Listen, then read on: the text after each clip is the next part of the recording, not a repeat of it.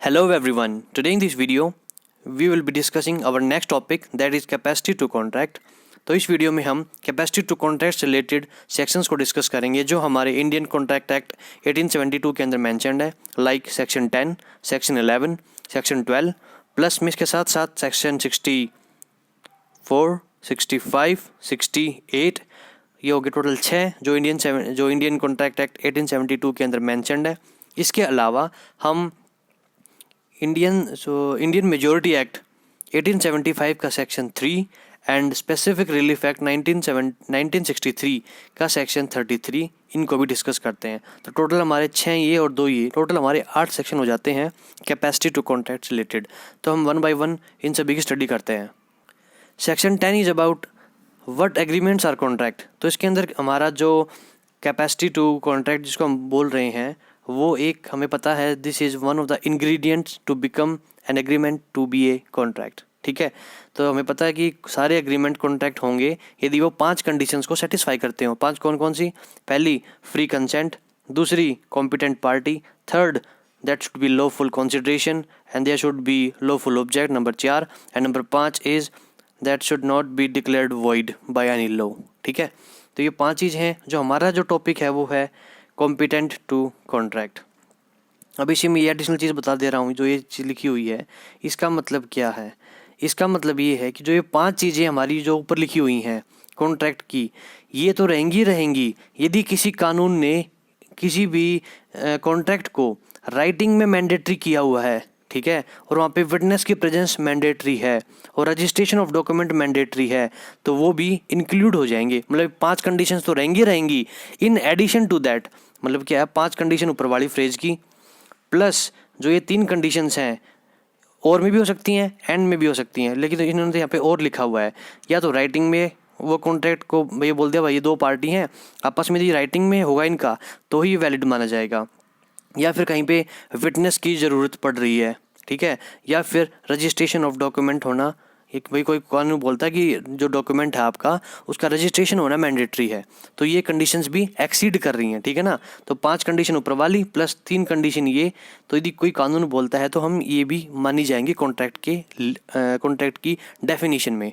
ठीक है, अब हम देखते हैं नेक्स्ट पॉइंट हमारा जो हमारी सेकंड थी, कॉम्पिटेंट टू कॉन्ट्रैक्ट। अब ये कॉम्पिटेंट टू कॉन्ट्रैक्ट कौन है? Who are these competent to contract? तो इसके लिए आपको सिर्फ 3 चीज़ याद रखनी है। पहला पॉइंट आपको एज फैक्टर याद रखना है, दूसरा आपको साउंडनेस ऑफ माइंड याद रखनी है। ठीक है, साउंडनेस ऑफ माइंड, और थर्ड आपको रखना है लॉ याद। एज में आपको याद रखना है यदि कोई भी आदमी 18 प्लस का है ही इज़ कॉम्पिटेंट। प्लस में ये सारी कंडीशन प्लस में है, ये सारी और नहीं है, ये सारी एंड में है। 18 साल से ऊपर होना चाहिए, प्लस उसका जो माइंड है that should B sound enough. ठीक है, अब साउंडनेस क्या है, ये सेक्शन 12 के अंदर मेंशन किया हुआ है। नेक्स्ट इज लो, कि वही उसको किसी भी कानून ने उसको डिस्क्वालीफाई नहीं किया हुआ है किससे? कॉन्ट्रैक्ट में एंटर करने से। ठीक है, तो 3 पॉइंट में आगे एज जरूरी है, साउंडनेस ऑफ माइंड जरूरी है, and he should not be disqualified from entering into any contract by any law. ठीक है, यदि ये तीनों चीज़ फुलफिल करता है then he is competent to contract. Next point उसी का ही कंटिन्यूएशन है जिसमें यहाँ पे लिखा हुआ है who is of sound mind. तो इसने ये तो यहाँ पे एक्सप्लेन करता है a person is said to be of sound mind. एक आदमी साउंड माइंड कहलाएगा कब? For the purpose of making contract को मतलब कॉन्ट्रैक्ट को के अंदर एंटर करने के लिए eight the time when he makes it, जब वो एंटर कर रहा है उस दौरान।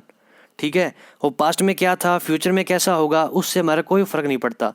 ये हमारी टाइम लाइन है, पास्ट ये है पास्ट, ये है प्रेजेंट, ये है फ्यूचर। तो अभी हम सिर्फ प्रेजेंट के बारे में बात करेंगे कि at the time of contract he is capable of understanding. उसके पास 2 चीज़ होनी चाहिए, he is capable of understanding, उसको समझने की क्षमता होनी चाहिए उस चीज़ की, and forming a rational judgement as to its effect upon his interest, कि भाई उसका क्या फ़ायदा हो रहा है उससे रिलेटेड एक रैशनल जजमेंट वो फॉर्म कर पाए, बना पाए। ठीक है ना, तो क्या होगा कि at the time of that contract मतलब प्रेजेंट की सिचुएशन के अंदर he is able to understand, वो समझ सकता है कि क्या वो चीज़ है और उसका जो फ़ायदा है उसका वो एक रैशनल जजमेंट निकाल सकता है। उस बंदे को हम कहेंगे कि वो साउंड माइंड है। अब देखो इसके अंदर 2 क्लोज और दिए, ऐड कर दी।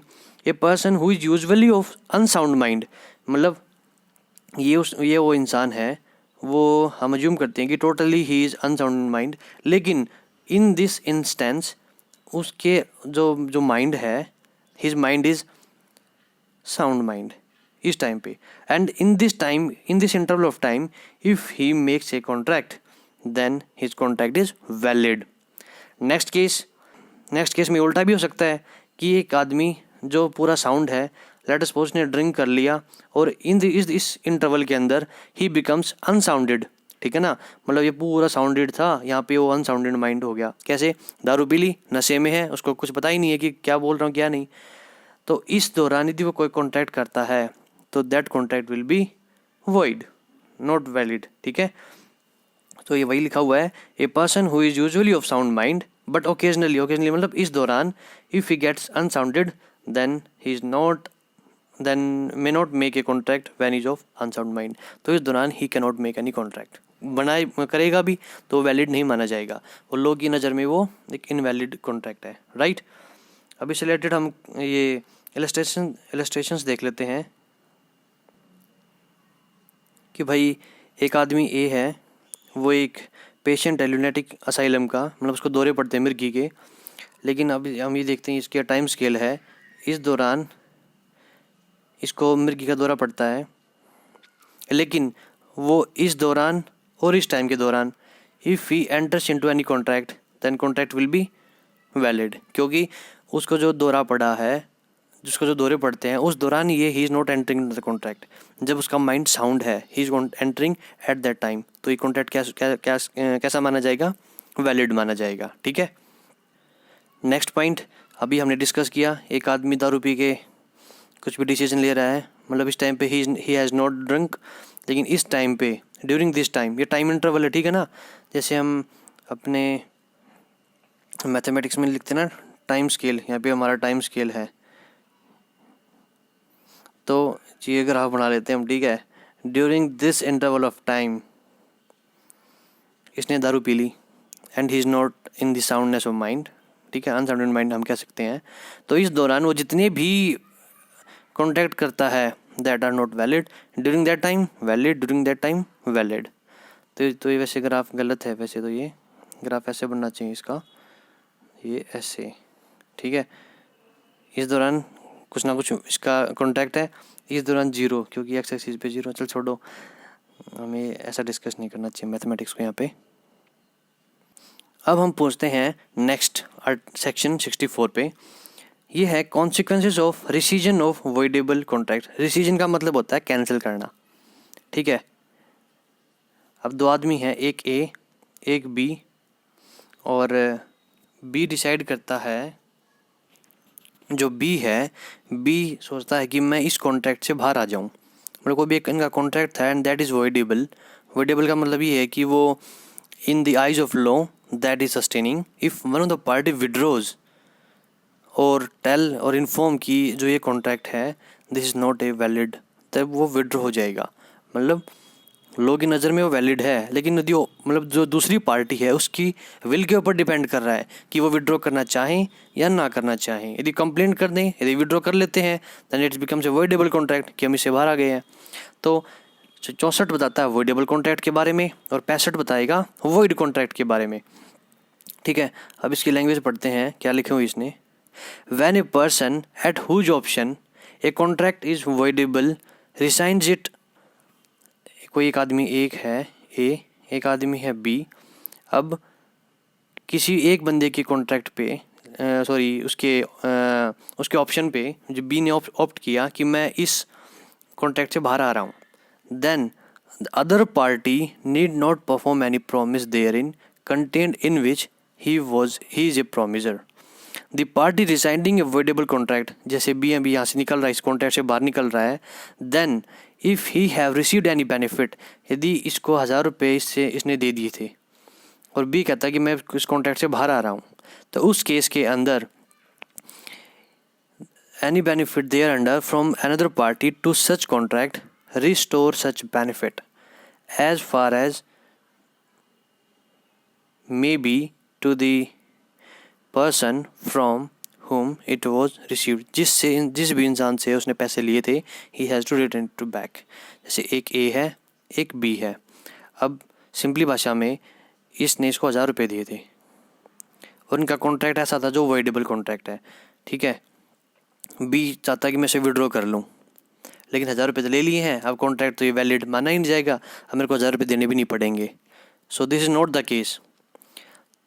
लॉ बोलता है यदि आपने कोई भी कंसिडरेशन या कोई भी अमाउंट, ठीक है, कोई भी वैल्यू बेनिफिट आपने रिसीव किया है, या इसने रिसीव किया हो या इसने रिसीव किया हो, जो स्टार्टिंग की पोजीशन थी आपको वही करना पड़ेगा। यदि इसने लिए हैं तो आप इसको लौटाओ, यदि आपने इसको दी हैं तो आप इसको दो, ठीक है ना। So this is the point. Same is in the case of article, you can say section 65। Here the point is it is of void, it is for void।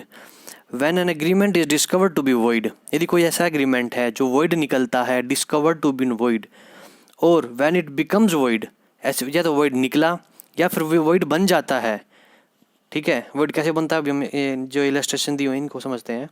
Any person who has received any advantages under such agreement, मतलब पहले A और B का कोई agreement था या कोई contract था, वो void बने, लेकिन उससे पहले इन दोनों ने आपस में कुछ मॉनेटरी एक्सचेंज किया था, ठीक है। तो जो भी एडवांटेज जो भी एक्सचेंज हुए थे, this bound to be restore, उनको वापस दे दो, ऐसा कानून बोलता है, ठीक है।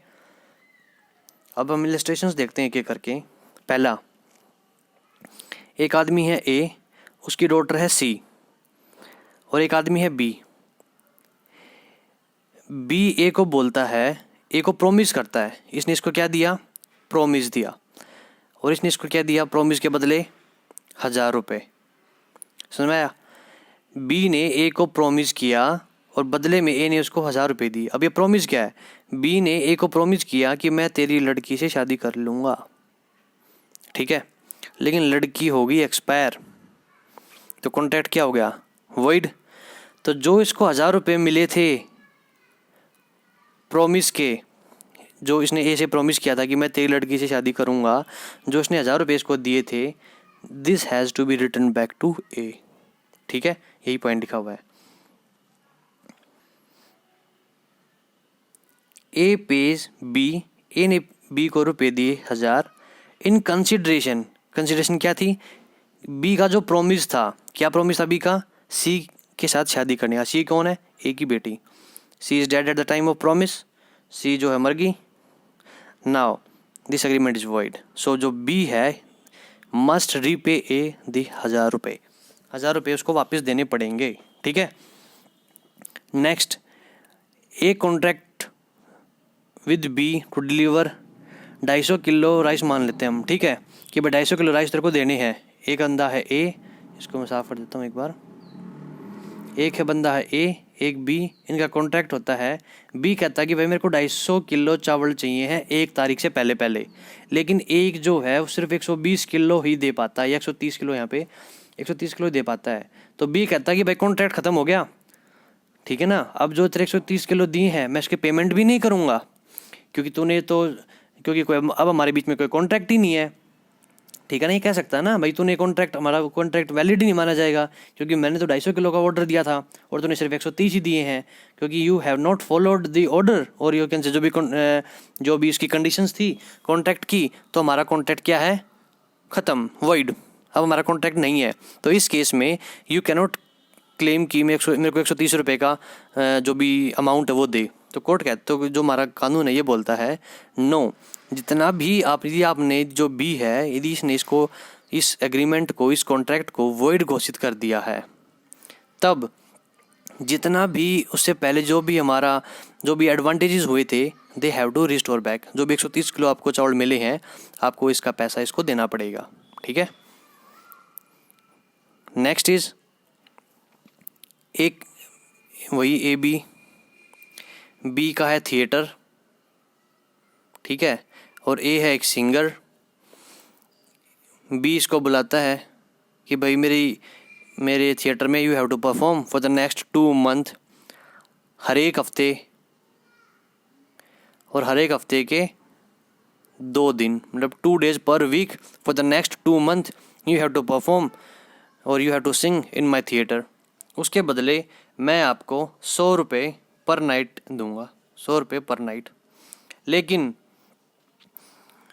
कुछ टाइम के बाद, मतलब ऑन द 6th नाइट, ये जानबूझ के नहीं जाता इसमें, इसकी पार्टी में, ठीक है, या फिर इसके थिएटर में गाना गाने। तो बी कहता है क्योंकि नेक्स्ट 2 मंथ का हमारा कॉन्ट्रैक्ट था, तो यू कैन नॉट क्लेम कि मेरे को पिछले 5 जो गाने गाए थे, 5 नाइट्स पे आया था, उसका भी यू कैन से उसका भी पेमेंट करो। लेकिन लॉ बोलता है यदि आप कॉन्ट्रैक्ट से बाहर जा रहे हो तो जो भी आपका प्रीवियस सेटलमेंट था, जो भी बेनिफिशरी था, आपको उसका पैसा देना पड़ेगा, क्योंकि इसने 5 गाने गाए थे, या 5 गाने मतलब 5 नाइट शी और he has performed in your theatre, so you have to pay back, ठीक है।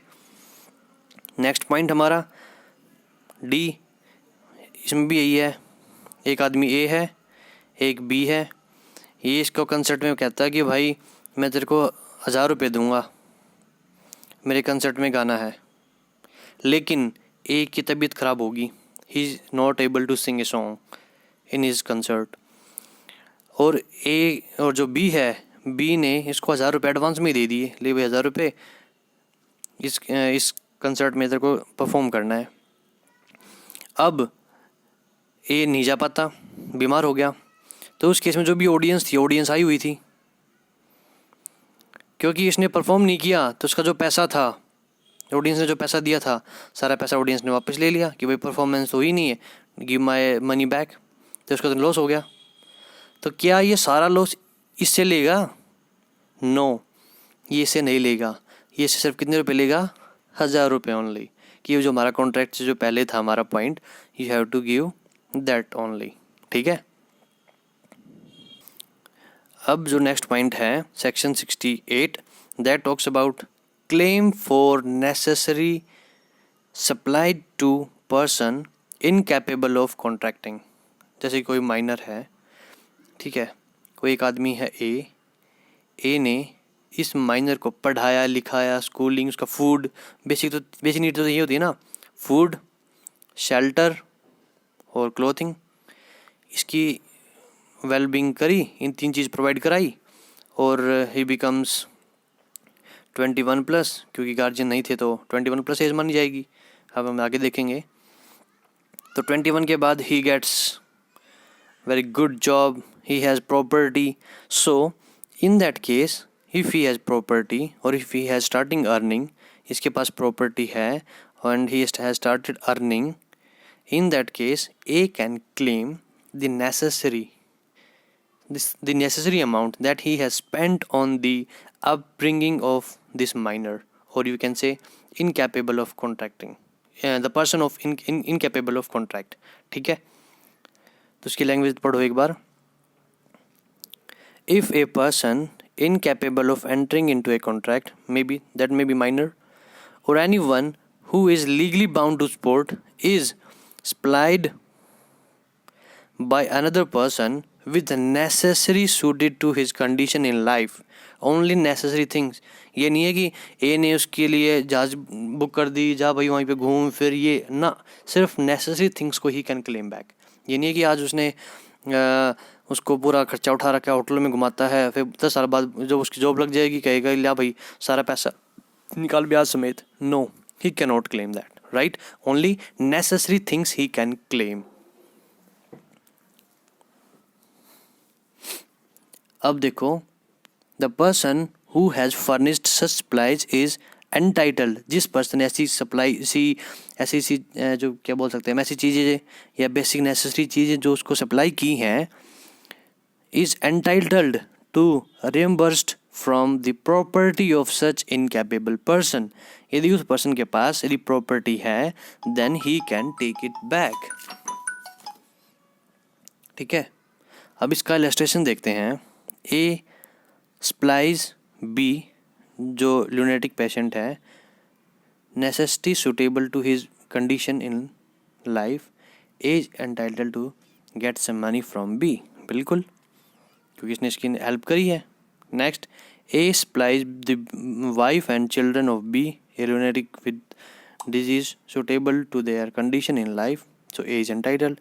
मतलब कहने का मतलब वही है, यदि कोई भी आदमी किसी दूसरे बंदे की हेल्प करता है, जो दूसरा बंदा कैसा है, incapable of contract, then in that case only for the necessary things he can claim.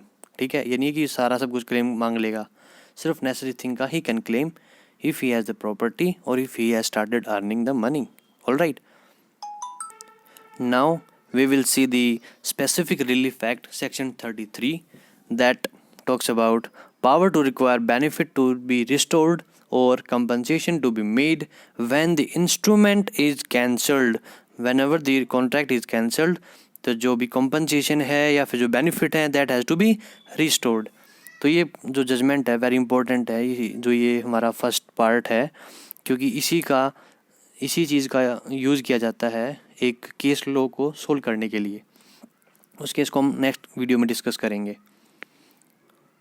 This section states that on adjusting the cancellation of an instrument the court may require the party to whom such relief is granted to restore so far as may be any benefit which he may have received from other party and to make any compensation to him which the justice may require।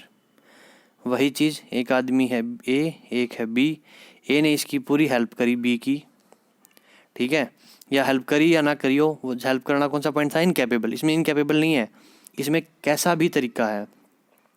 ए और B दोनों contract में थे, ए ने इसकी help करी और last में B बोलता है कि मैंने कॉन्ट्रैक्ट से मैं बाहर आ गया हूँ, ही एग्जिस्ट। तो in that case if B कोई रुपया मिला है तो उसको ये वापस देना पड़ेगा। यदि ए ने कोई जालसाजी की, if he tries to be, या if he is playing smart enough, ठीक है, एक ए है एक बी है, जो ए ने यदि स्मार्ट प्ले किया है ताकि बी से रुपये हट पाए, तो इन दैट केस जो लास्ट वर्ड है ना यहाँ पे, which the justice may require, तो उस केस में जो भी ये मॉनिटरी जो बेनिफिट ट्रांसफ़र हुआ है ये नहीं भी दिए जा सकते। ये सारा किसके ऊपर बेस्ड डिपेंड करता है, जज की डिस्क्रिशन पावर के ऊपर डिपेंड करता है। यदि तो ये सारा जज की डिस्क्रिशन के ऊपर डिपेंड करता है, लेकिन जो पॉइंट यहाँ पे है, जस्टिस में भी रिक्वायर इन, यदि जो भी दो बंदे हैं आपस में, यदि दोनों में से कोई भी स्मार्ट प्ले करता है तो उस केस में जो भी बेनिफिट ट्रांसफ़र हुए हैं कोर्ट मना भी कर सकती है। ठीक है, next is the Indian majority act 1875, उसका section 3, the age of majority person domiciled in India that has to be 18 years. ठीक है, in normal cases it should be 18, लेकिन it is 21 when the guardian are there. ठीक है, माँ बाप नहीं है तो उस केस में if the guardians are there then the age of that person is 21 to enter into contract, but in the normal circumstances the 18 is the age। Okay, so in this video we have discussed the section 10 of Indian Contract Act, section 10, 11, 12, 64, 65, 68। ये 6 तो थे हमारे Indian contract act 1872 के। और specific relief act का section 33 we have discussed, and Indian majority act 1875 उसका section 3 हमने discuss किया। सो इस वीडियो में इतना ही है। See in the next, take care, bye.